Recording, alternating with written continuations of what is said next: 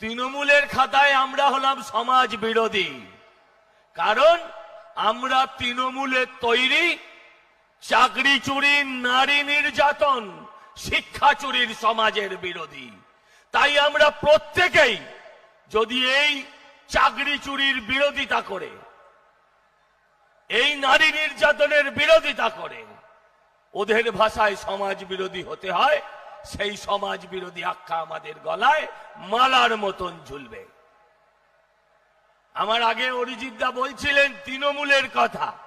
আরে তৃণমূলের নামের আগে গতকাল চন্দ্রবিন্দু বসিয়ে দিয়েছে উত্তরবঙ্গ সহ বাংলার মানুষ। তৃণমূল এখন ইতিহাস। কালকে গেছে সপ্তমী, মাফ করবেন, কালকে গেছে অষ্টমী, 29 তারিখে হবে নবমী, আর চৌঠা 4 তারিখে দশমী। ঢাক ঢোল নিয়ে বিসর্জন দিয়ে আসবো। এই সরকারকে এই প্রতিজ্ঞা নিতে হবে, লড়তে হবে আমাদের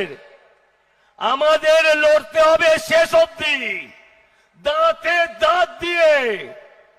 চাকরি চোরেদের তাড়াবো কি তাড়াবো না, এই প্রশ্নের উত্তর চাই আপনাদের কাছে। তাড়াবো তো, জোরে।